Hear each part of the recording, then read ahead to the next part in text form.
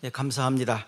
오늘 우리가 함께 은혜 받을 하나님 말씀은 다니엘 1장 8절 말씀부터 16절 말씀까지입니다.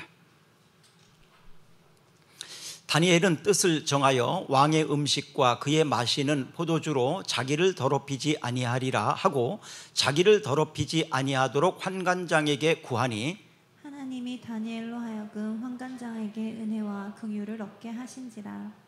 환관장이 다니엘에게 이르되 내가 내 주 왕을 두려워하노라. 그가 너희 먹을 것과 너희 마실 것을 지정하셨거늘 너희의 얼굴이 초췌하여 같은 또래의 소년들만 못한 것을 그가 보게 할 것이 무엇이냐. 그렇게 되면 너희 때문에 내 머리가 왕 앞에서 위태롭게 되리라 하니니 환관장이 다니엘과 하나냐와 미사엘과 아사엘 감독에게 한 자에게 다니엘이 말하되 청하오니 당신의 종들을 열흘 동안 시험하여 채식을 주어 먹게 하고 물을 주어 마시게 한 후에 당신 앞에서 우리의 얼굴과 왕의 음식을 먹는 소년들의 얼굴을 비교하여 보아서 당신이 보는 대로 종들에게 행하소서 하매 그가 그들의 말을 따라 열흘 동안 시험하더니 열흘 후에 그들의 얼굴이 더욱 아름답고 살이 더욱 윤택하여 왕의 음식을 먹는 다른 소년들보다 더 좋아 보이는지라. 그리하여 감독하는 자가 그들에게 지정된 음식과 마실 포도주를 제하고 채식을 주니라. 아멘. 네, 오늘 우리가 함께 얻을 은혜 받을 하나님 말씀은 지난주에 우리가 말씀을 읽는 가운데에 사무엘상 10장에 있는 말씀, 하나님께서 이스라엘의 초대 왕 사울을 세우실 때 그를 6절에 보니까 새 사람이 되게 하셨다. 또 9절에 보니까 그에게 새 마음을 주셨다. 이 말씀이 저희 마음속에 와 닿았습니다. 새 사람이 되게 하셨다. 새 마음을 주셨다. 새 사람은 이쉬 아헤르인데요. 또 새 마음이라는 것은 레브 아헤르 이렇게 되어 있습니다. 새 사람, 새 마음, 이것은 다른 사람이라는 의미입니다. 다른 사람이 되었다. 다른 마음을 가졌다. 다른 사람이 되는 것은 다른 마음으로부터 시작됩니다.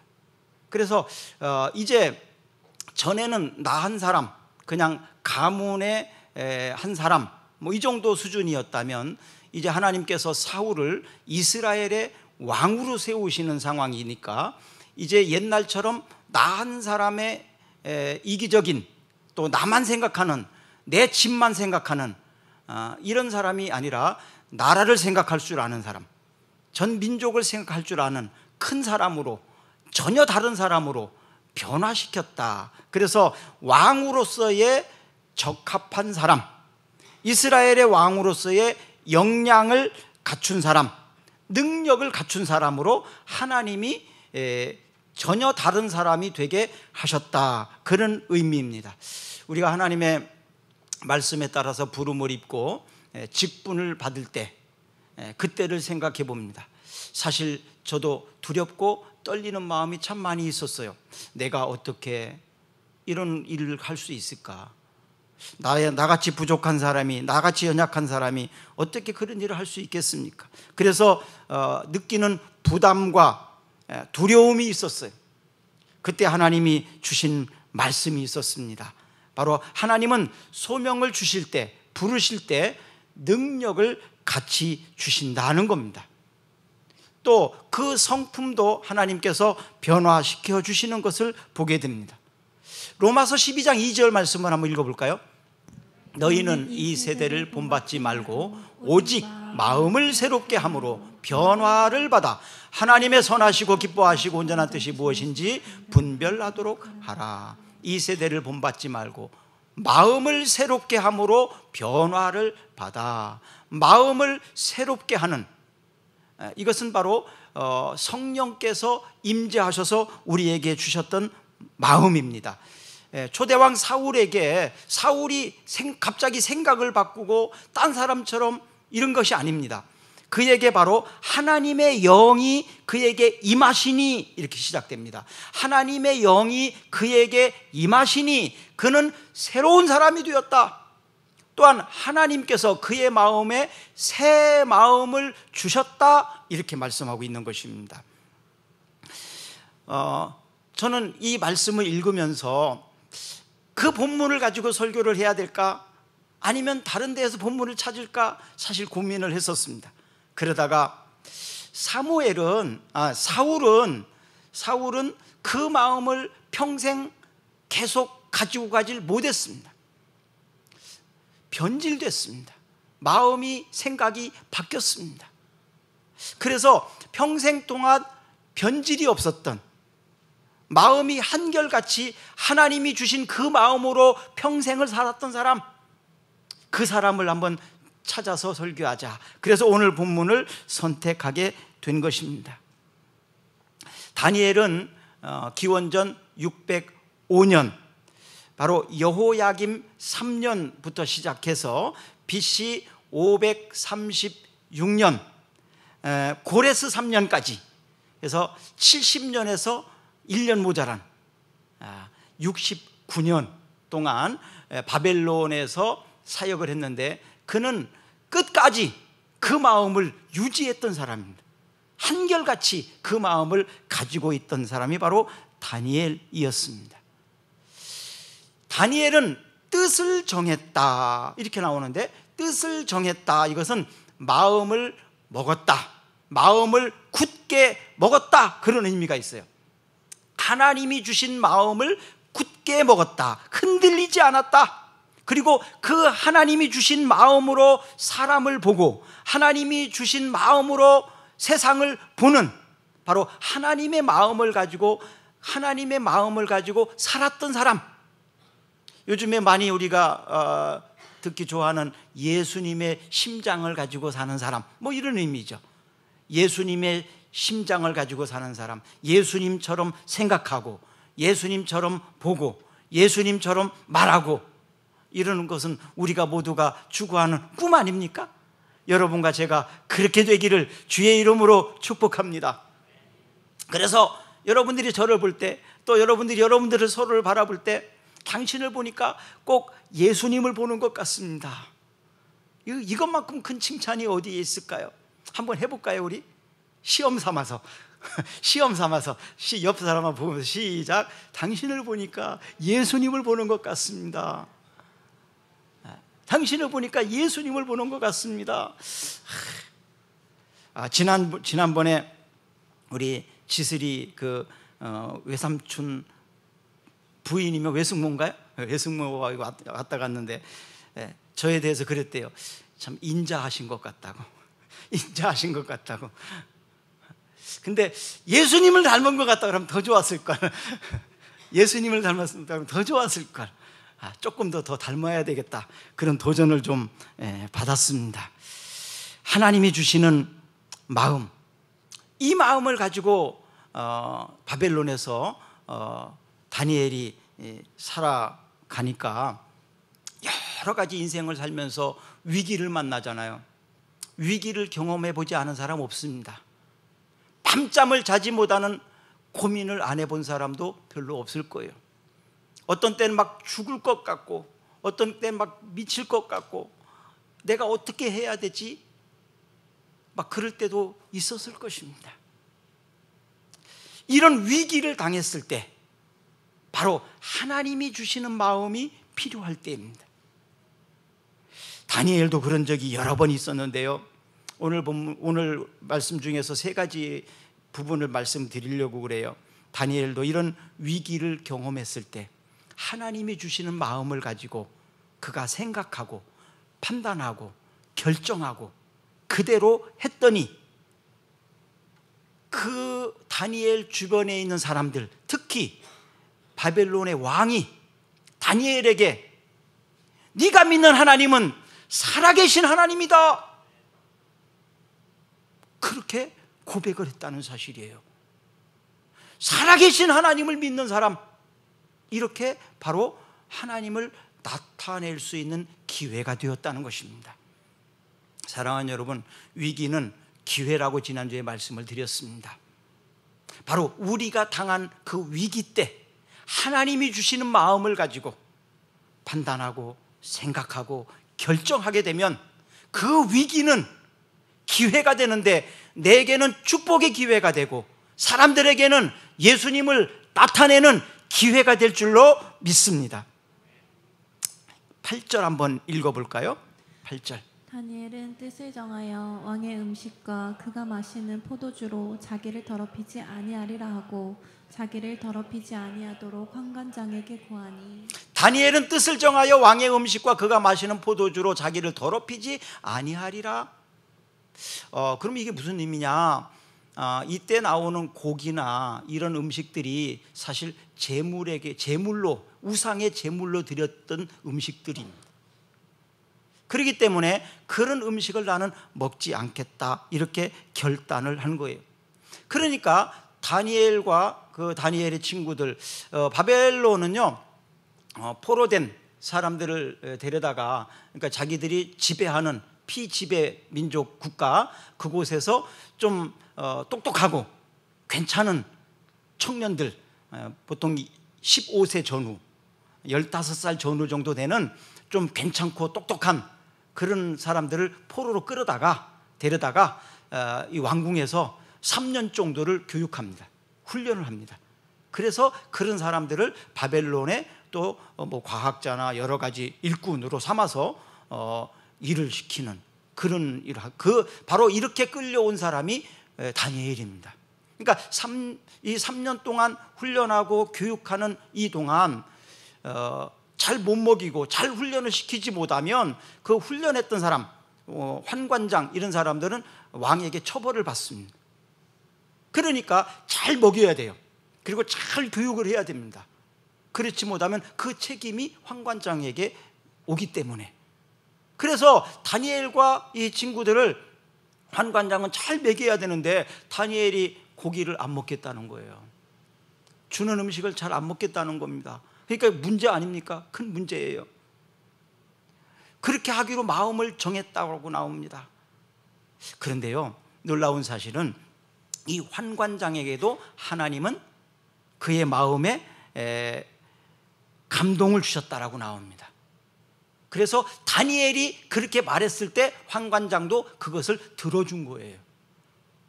만약에 그 말대로 했다가 자기에게 위험을 닥칠 수도 있습니다. 그런데도 다니엘의 말을 들어줬다. 그것은 바로 하나님께서 그의 마음에 은혜와 긍휼을 베풀어 주셨기 때문에 그렇습니다. 그래서 하나님이 하시는 일은 어떤 한 사람에게만 말씀하시는 게 아니라 상대편에게도 감동을 주십니다. 그래서 자연스럽게 무리가 없이 그 일을 하게 하시거든요. 음식은 굉장히 중요합니다. 내가 무엇을 먹느냐에 따라서 내가 결정되거든요. 그래서 먹는 것이 나 자신이다, 이런 말이 있어요. 어떤 음식을 좋아하느냐에 따라서 그 사람의 성격이 나타납니다. 그 사람의 모습이 나타나게 됩니다.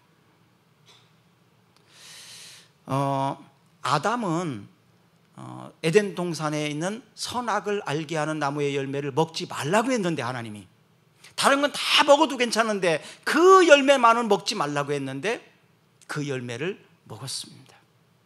그래서 범죄했습니다. 에서는 야곱의 형이죠. 에서는 배고픈 것을 참지 못해서 팥죽 한 그릇에 장자의 명분을 팔아먹었습니다. 배고파 죽겠다고. 장자의 명분이 그게 뭐 별거냐? 일단 먹어야 살지. 그래서 배고픔을 참지 못하고 장자의 권한을 동생에게 넘겼습니다. 마귀는요, 예수님에게도 찾아왔습니다. 40일 동안 예수님이 금식을 했으니 얼마나 배가 고프시겠습니까? 그러니까 40일 금식 기도가 딱 끝난 다음에 찾아와서 배고프시죠? 저 돌들이 얼마나 많습니까? 저거 떡으로 만들어서 드실 수도 있지 않겠습니까? 그렇게 하시라고. 여기도 떡을 좋아하시는 분이 계신데 다음 주에 떡 줍니다. 다음 주에 꼭 나오세요.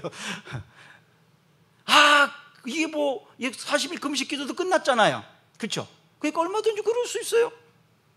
근데 예수님께서는 사람이 떡으로만 살 것이 아니야, 하나님의 입으로 나오는 말씀으로 사는 거다. 그러면서 마귀의 말을 듣지 않고 물리쳤습니다.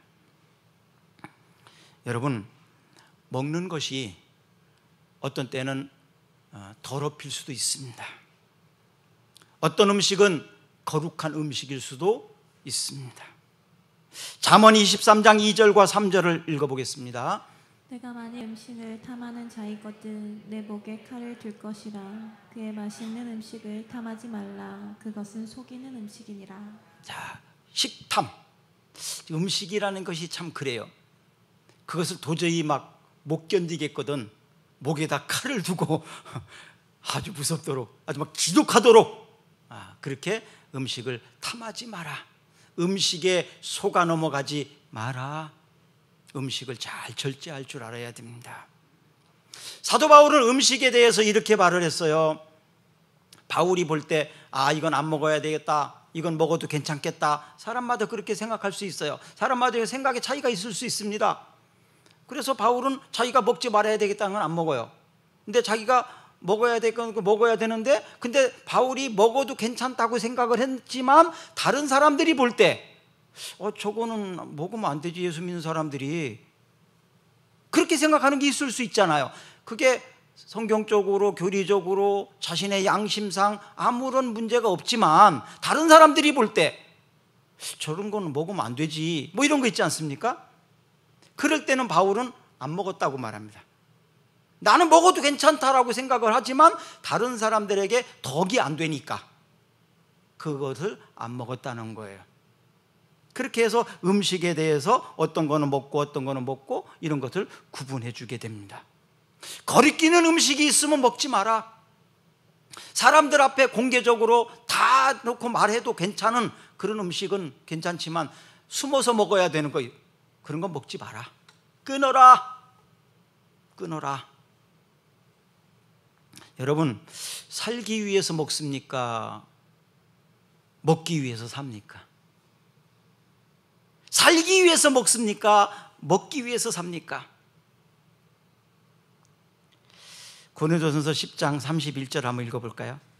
그런즉 너희가 먹든지 마시든지 무엇을 하든지 다 하나님의 영광을 위하여 하라. 자, 다시 물어볼게요. 살기 위해서 먹습니까? 먹기 위해서 삽니까? 이럴 때 질문의 함정을 발견하셔야 돼요. 지금 읽었던 이 말씀으로 대답하면 정답입니다. 먹든지 마시든지 무엇을 하든지 하나님의 영광을 위하여 먹습니다. 무엇을 위하여? 하나님의 영광을 위하여. 이걸 조금 더 바꾸면요, 빌립보서 1장 20절, 나의 간절한 기대와 소망을 따라 아무 일에든지 부끄러워하지 아니하고 지금도 전과 같이 온전히 담대하여 살든지 죽든지 내 몸에서 그리스도가 존귀하게 되게 하려 하나니, 살든지 죽든지 내가 사는 것도 하나님의 영광을 위하여, 죽는 것도 하나님의 영광을 위하여. 그래서 살아있든지 죽든지 그것이 그렇게 중요한 문제가 아니다. 살아서 하나님을 영화롭게 할 수 있다면 더 열심히 잘 살아야죠. 내가 죽어서 하나님께 영광을 돌릴 수 있다면, 하나님을 영화롭게 할 수 있다면 죽는 것이 더 유익할 수도 있다. 그러니까 사느냐 죽느냐 이런 것까지도 문제가 아니란 얘기예요. 죽고 사는 문제도 그렇게 중요한 건데 먹는 것 가지고 겨우 그렇게 살아서 되겠습니까? 먹는 것 때문에. 우리가 사는 목적이 무엇이냐? 우리가 먹는 목적이 무엇이냐? 다니엘은 자신의 생명보다, 먹는 것은 사실은 음식은 생명 아닙니까? 내 생명보다 거룩하게 사는 것을 귀하게 여겼다는 거예요. 내가 지금 무엇을 먹느냐 이것이 중요한 것이 아니라 내가 거룩하게 사는 것 자체를 중요하게 여겼다는 거예요. 그건 목숨을 걸고 지킨 겁니다. 목숨을 걸고. 디모데후서 2장 21절을 읽어봅니다. 그러므로 누구든지 이런 것에서 자기를 깨끗하게 하면 귀 쓰는 그릇이 되어 거룩하고 주인의 쓰심에 합당하며 모든 선한 일에 준비함이 되리라. 깨끗하게 살자. 깨끗하게 살자. 깨끗하게 살아야 깨끗하게 죽습니다. 깨끗하게 살면 선한 열매가 맺어집니다. 철학이 추구하는 목표가 뭐예요? 철학. 잘 사는 겁니다. 잘 사는 거예요. 그럼 잘 살아야 잘 사는 거예요. 잘 살아야 잘 죽습니다. 잘 살아야 잘 죽습니다. 또 하나님이 주시는 마음은요, 하나님만 신뢰하는 마음입니다. 첫 번째는 하나님이 먹지 말라고 또 마음에 거리키는 거 먹지 않는 마음을 정하는, 생각을 정하는 것이고, 두 번째는 하나님만 신뢰하는 마음입니다. 신뢰는 믿음이죠. 믿음. 이 믿음은 성령의 사역입니다. 하나님의 영이 사울에게, 다니엘에게 임하셨기에 하나님의 마음이 그에게 온 거예요. 바로 이 믿음은 성령의 사역입니다. 내가 믿고 싶고 내가 믿기 싫고 이런 게 아니라 사실은 성령이 오셔서 나를 믿게 하신 것입니다. 우리의 믿음은 하나님의 그래서 선물입니다. 이 다니엘은 왕의 명령보다 하나님을 더 신뢰했기 때문에 왕의 명령도 거절할 수 있는 용기가 있었던 것입니다. 믿음은 들음에서 납니다. 믿음은 들음에서 납니다. 들음은 하나님의 말씀, 하나님의 말씀을 듣고 하나님의 말씀을 공부하고 하나님의 말씀을 받을 때 그 말씀과 함께 믿음이 우리에게 들어오게 됩니다. 다니엘은 목숨을 건 믿음을 가진 사람이었습니다. 이것은 절대적인 신뢰, 절대적 주권, 절대적 좌표, 바로 철저한 믿음의 사람이라는 겁니다. 철저한 믿음의 사람이라는 것입니다. 히브리서 11장 6절 말씀을 보시면 믿음이 없이는 하나님을 기쁘시게 하지 못하니 하나님께 나아가는 자는 반드시 그가 계신 것과 또한 그가 자기를 찾는 자들에게 상 주시는 이심을 믿어야 믿음이 없이는 하나님을 기쁘시게 하지 못하나니라고 말했습니다. 아까 내가 먹는 것도 마시는 것도 사는 것도 죽는 것도 다 하나님을 기쁘시게 하고 하나님을 영화롭게 하고 하나님을 영광을 위해서 사는 거라고 했는데, 믿음이 없이 하는 것은 아무런 의미가 없다. 믿음이 없이는 하나님을 기쁘시게 할 수 없었다는 것입니다. 다니엘은요, 우상에게 그 바벨론 왕이 세운 금신상, 그 금신상에게 절하지 않으면 다 풀무불에다가 넣어서 죽이겠다, 이런 법을 반포를 했는데도 불구하고 바벨론이 만든 그 금신상에 절하지 않았습니다. 죽인다고 해도, 불무불에 집어넣어서 사형시킨다고 해도 그 금신상에 절하지 않았습니다. 다니엘 3장에 나오는 이야기입니다. 왜? 하나님을 절대적으로 그는 믿었기 때문에, 절대적으로 하나님을 신뢰하는 절대적 주권이 하나님에 있다는 사실을 그는 신뢰하기 때문에 그렇습니다. 예수님께서도 수많은 사람들을 만났을 때 많이 칭찬했던 것이 뭐냐면 믿음이었어요. 가나안 여인을 칭찬하셨던 예수님, 또 가버나움의 백부장이 자기 하인이 그 병이 들었을 때 고쳐달라고 와서 예수님이 가겠다고 그랬더니 아니 오시지 마시고 예수님 바쁘신데 여기서 말씀만 하셔도 날 줄로 믿습니다. 그러니까 예수님이 그 백부장에게 이스라엘에 이만한 믿음을 가진 자를 내가 못 봤다 그러면서 크게 칭찬하셨습니다. 물론 그 병도 나았습니다. 사랑하는 여러분, 하나님은 우리가 믿음으로 살기를 원하고 계십니다. 절대적으로 믿음으로 생각하고 믿음으로 결정하기를 원하고 계십니다. 마태복음 8장 10절 한번 읽어볼까요? 예수께서 들으시고 놀랍게 여겨 따르는 자들에게 이르시되 내가 진실로 너희에게 이르노니 이스라엘 중 아무에게서도 이만한 믿음을 보지 못하였노라. 아멘. 이스라엘 중 아무에게서도 이만한 믿음을 보지 못하였노라. 예수님이 인정하시는 그 믿음입니다. 사랑하는 여러분들에도 이런 믿음이 있기를 주의 이름으로 축복합니다. 믿든지 말든지 저는 이런 믿음이 있습니다. 대한민국에서 양탁연만한 믿음을 본 적이 없노라. 저는 내가 그렇게 믿으니까 절대적으로 나는 있겠죠. 또 다른 사람도 그런 믿음 가진 사람이 적어도 이 믿음에 대한 자부심은 가지고 있었으면 좋겠습니다. 우리가 믿음으로 구원받았잖아요. 그러면 믿음으로 살아야 됩니다. 그래서 믿음 생활이 신앙생활이에요. 믿음 생활이 신앙생활입니다. 신앙생활은 믿음 생활입니다.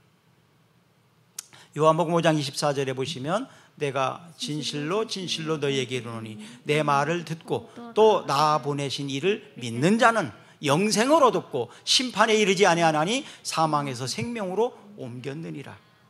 믿는 자에게는 바로 심판을 받지 않습니다. 사망에서 생명으로 옮기는 하늘나라 하나님의 자녀가 되는 겁니다. 로마서 1장 17절을 읽어볼까요? 복음에는 하나님의 의가 나타나서 믿음으로 믿음에 이르게 하나니 기록된 바 오직 의인은 믿음으로 말미암아 살리라 함과 같으니라. 오직 의인은 믿음으로 말미암아 살리라. 믿음으로 살지 않으면 우리의 믿음은 죽은 믿음입니다. 그래서 믿음으로 사는 사람, 믿음을 가진 사람은 신뢰할 수 있습니다. 믿을 수 있습니다. 자, 그러면 여러분 옆에 있는 사람 믿을 수 있습니까? 그러면 그럴 거예요. 사람인데 어떻게 믿냐고. 아니요. 믿으세요. 믿으세요. 이 습관이요, 무섭습니다. 사람을 자꾸 의심하고 그러면요, 모든 걸 의심하고 안 믿게 됩니다. 그러면 그것은요, 신앙에 있어서 절대적으로 큰 문제를 일으킵니다. 하나님을 믿는데 너는 못 믿겠다고요? 아니요. 하나님을 믿기 때문에 너도 믿을 수 있는 거예요. 믿으세요. 그러면 믿는 도끼에 발등 찍힌다고요? 그래도 믿으세요. 그래도 믿으세요. 믿는 습관을 기르세요. 학문을 할 때에는 과학적으로 뭐 연구할 때 이런 때는 의심을 많이 해봐야죠. 계속 의심하고, 의심은 학문을 발전시키니까요. 그러나 사람은 좀 믿으세요. 사람을 좀 믿으세요. 근데 안 믿는 사람들은 믿기가 좀 곤란합니다, 사실은. 그러나 하나님을 믿는 사람은, 믿음으로 사는 사람은 믿어야 됩니다. 왜냐하면 하나님은 그를 붙들고 계시다. 그리고 그 믿음 때문에, 내가 믿는 하나님 때문에 그를 믿어준다면 하나님이 내가 당하는 만약에 손해가 있다면 갚아주십니다. 저는 지금까지 그것을 그렇게 살아왔어요. 그래서 사람들은 저는 먼저 의심하려고 하지 않아요. 일단 믿는 마음을 가지고 시작을 합니다. 처음 봐도 예수 믿는 사람이라면, 하나님을 믿는 사람이라면 그것만 확인되면 난 일단 그 사람을 믿습니다. 그를 통해서 실망할 수도 있죠, 물론. 그러나 그를 통해서 실망하고 내가 받은 상처나 내가 받은 손해가 있다면 하나님이 갚아주셨습니다. 그렇기 때문에 나는 지금도 앞으로도 계속 하나님을 믿는 사람이라면 저는 믿습니다. 우리 박 전사님은 온 지 얼마 안 됐지만 얼마나 제가 막 신뢰하면서 그렇게 하죠. 그죠? 뭐 의심하거나 뭐 막 또 이렇게 생각해 보거나 확인해 보거나 그런 거 있었나요? 없었죠? 한 번도 그런 거 없을 거예요. 뭘 확인하고 막 이렇게 안 합니다. 그냥 믿어요. 왜? 하나님을 믿는 사람이니까. 하나님을 믿는 사람, 그것만 확인하면 그 다음부터 저는 의심 안 합니다. 다른 사람을 믿는 습관을 기르세요. 의심하는 습관이 있다면 이제는 믿는 습관으로 좀 바꾸시기를 바랍니다. 그래야 여러분들에게 평화가 옵니다. 믿는 사람은요, 마음이 편안합니다. 못 믿는 사람은 불안해합니다. 그 자체가 불행입니다. 사람을 믿고 사는 사람은요 편해요. 사람을 못 믿는 사람은요 일단 그 얼굴에서 불안합니다. 그리고 불행해집니다. 제 얼굴을 보니까 어떤 것 같아요? 불안한 것 같습니까? 편안하지 않아요? 왜? 믿으려고 하니까요. 하나님이 보상하십니다. 하나님이 위로해 주셨습니다. 저는 그것을 믿기 때문에 그 사람을 저는 믿으려고 많이 애씁니다. 애굽에서는 땅을 바라보는 생활이었다면 가나안 땅에서는 하늘을 바라보는 생활이었잖아요. 그것이 바로 젖과 꿀이 흐르는 땅, 천국의 모형이거든요. 땅을 바라보는 세계에서는 하늘나라를 경험하지 못합니다. 하늘을 바라보는 사람은 하나님 나라를 경험하며 살 수 있습니다. 땅을 바라보지 말고 하늘을 바라보는 여러분들과 제가 되기를 바랍니다. 마가복음 9장 7절 말씀을 보시면 읽어봅니다. 마침 구름이 와서 그들을 덮으며 구름 속에서 소리가 나되 이는 내 사랑하는 아들이 너희는 그의 말을 들으라 하는지라. 이것은요 예수님의 제자들을 데리고 변화산에 올라갔을 때 하늘로부터 음성이 들리는, 너희는 그의 말을 들으라. 왜? 그는 내 사랑하는 아들이다, 이렇게 말씀하신 거거든요. 이는 내 사랑하는 아들이니까 너는 그 말을 믿으라, 그의 말을 들으라. 그의 말을 들으라는 얘기는 그를 믿으라는 얘기 아닙니까? 그가 하는 말을 들으라 얘기는 그를 믿고 들어야 되는 거 아닙니까? 여러분, 하나님이 붙잡고 계시는 사람, 하나님이 쓰시는 사람은 그의 말을 들으라, 그를 믿으라. 왜? 그 사람을 보고 믿는 게 아니에요. 하나님의 말씀을 들었고 하나님이 그를 붙들고 계시기 때문에 믿을 수 있는 겁니다. 저도 그런 경험이 몇 차례 있습니다. 제가 뭐 그렇게 믿을만 하겠습니까? 저도 실수가 많아요. 저도 착각할 수 있을 때가 많이 있습니다. 그럼에도 불구하고 저를 믿으라고 그런 음성을 들었다는 사람도 있더라고요. 여러분, 하나님의 사람은요 우리 믿을 수 있습니다. 또 믿어야 합니다. 저와 여러분들이 하나님의 사람이라는 사실을 먼저 확신하시고 서로가 이런 신뢰와 믿음이 있기를 축복합니다. 가나안 혼인잔치에 가서도 예수님은 마리아가 그 하인들에게 예수님을 향하여 말씀해 주신 것이 있습니다. 요한복음 2장 5절을 한번 읽어볼까요? 그의 어머니가 하인들에게 이르되 너에게 무슨 말씀을 하시든지 그대로 하라 하니라. 가나의 혼인잔치에서 예수님이 아직 이적을 한 번도 행하지 않으셨을 때거든요. 그때 잔치집에 참여를 했어요. 그런데 잔치집에서 너무나 중요한 포도주가 떨어진 거야.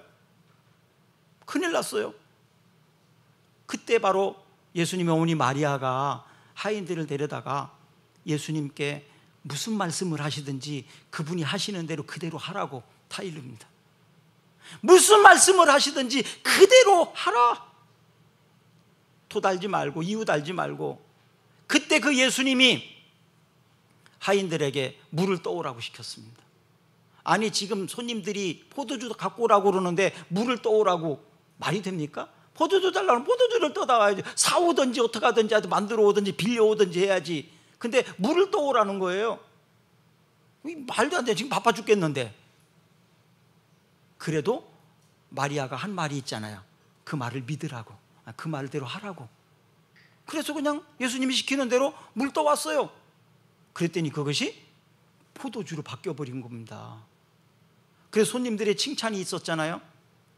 이렇게 맛있는 걸 인제 갖고 왔냐고. 다른 집들은 되게 좋은 거 먼저 갖다 주고 나중에 취하고 난 다음에 좀 안 좋은 거 갖다 주는데 이 집은 갈수록 맛있다고, 갈수록 더 좋다고. 여러분, 바로 그대로 하라. 이건 믿고 시키는 대로 하라, 그런 얘기입니다.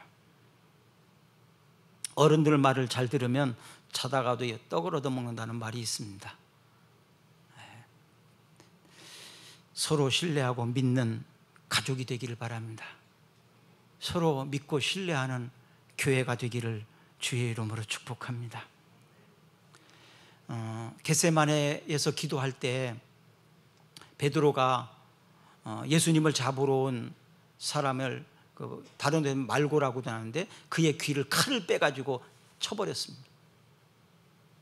그때 예수님께서 칼을 쓰는 사람은 칼로 망한다 그러면서 귀를 다시 붙여주셨잖아요. 이렇게 제자들이 실수하고 혈기로 잘못한 것들에 대해서 예수님은 치유해 주시고 갚아주시는 분이십니다. 교회를 통해서 혹은 교회 지도자들을 통해서 받은 상처가 또 아픔이 있다면 주님이 위로해 주시기를 축복합니다. 그 치유해 주시기를 축복합니다. 그 아픔 때문에 또 신뢰하지 못하고 또 믿지 못하는 불신 가운데에서 불행하지 않기를 축복합니다. 주님이 갚아주셔서 치유해 주셔서 서로 믿을 수 있는 신뢰하는 우리 꿈사랑교회가 되기를 축복합니다. 또한 다니엘에게 주신 하나님의 마음은 하루에 3번씩 기도하고자 하는 마음이었어요. 하루에 3번씩 시간을 정해놓고 장소를 정해놓고 하루에 3번씩 기도했어요. 그런데 다니엘에게 이런 위기가 또 찾아왔습니다.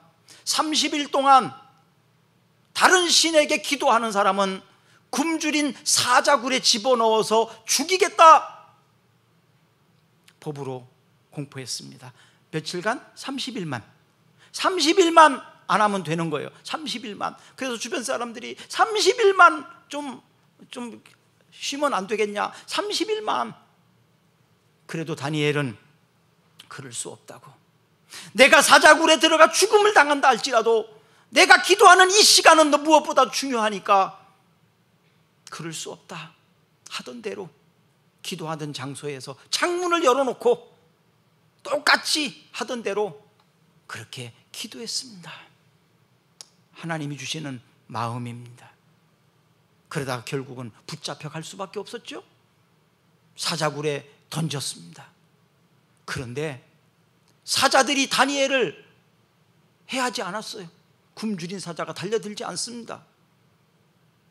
왜? 하나님이 사자들을, 천사를 보내서 막고 있었기 때문에 그래요. 사자가 다니엘을 범접할 수가 없죠. 천사들이 지켜주니까. 기도하는 사람들에게는 사자굴이 천사굴이 된다고 말씀드렸잖아요.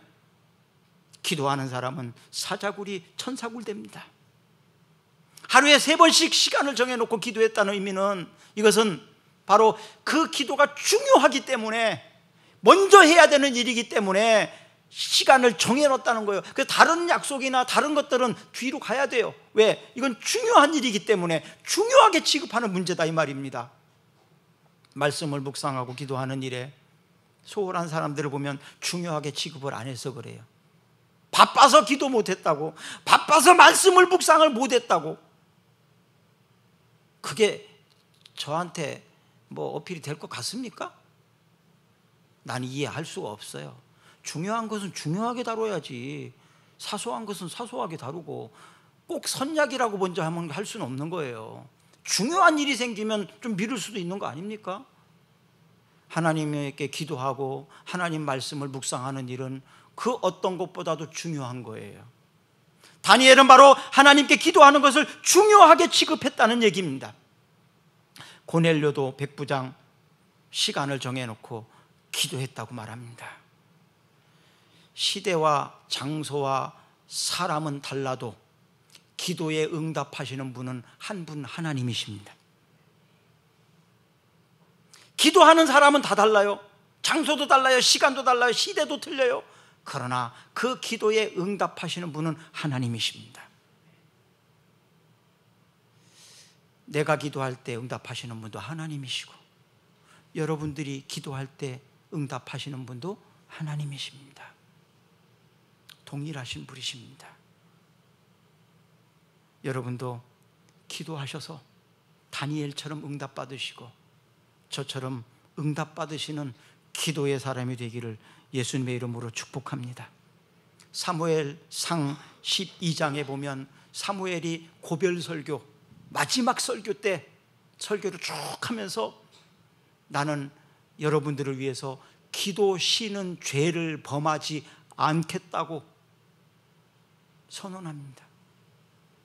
내가 비록 이제는 나이가 들어서 물러나지만 여러분들을 위해서 죽을 때까지 기도 쉬지 않겠다고, 기도하겠다고 이렇게 약속하고 있습니다.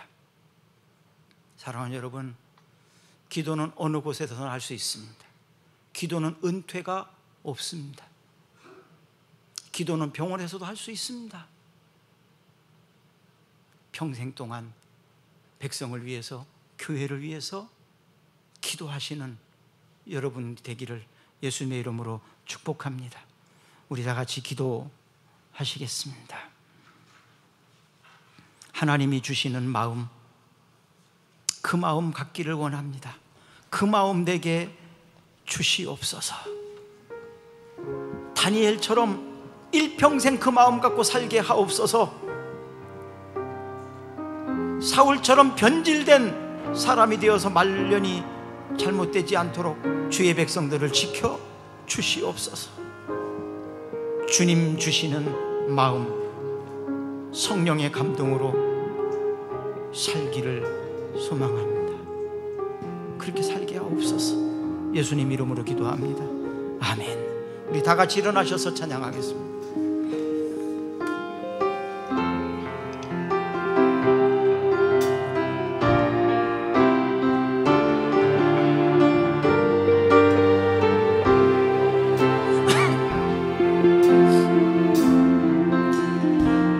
주님의 기쁨 되기 원하네.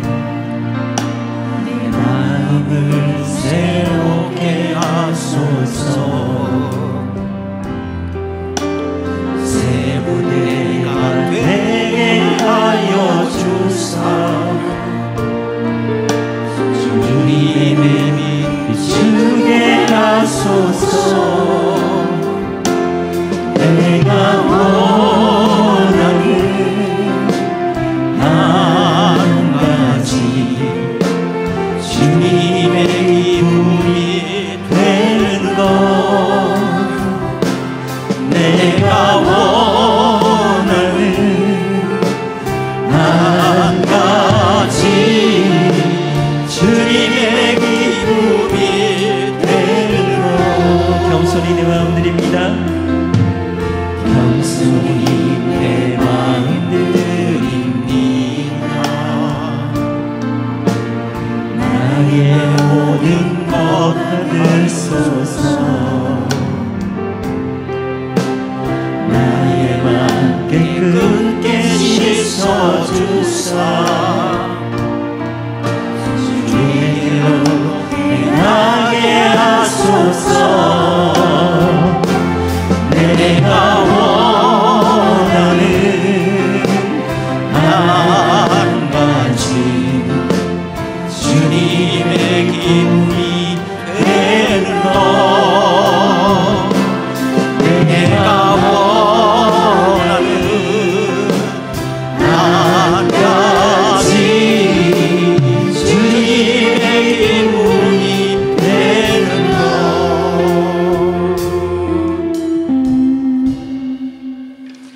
말씀으로 모든 문제를 해결해 주시는 예수님의 은혜와 우리를 죄와 죽음의 깊은 지옥길에서 건져주시는 지극하신 하나님의 사랑하심과 날마다 새로운 마음과 자세로 세상을 살아갈 수 있도록 인도하시는 성령님의 감동 감화 역사하심이, 또 인도하심이 성도들과 저들의 가정과 저들의 삶의 현장에 지금부터 영원토록 함께 하시기를 간절히 축원하옵나이다. 아멘.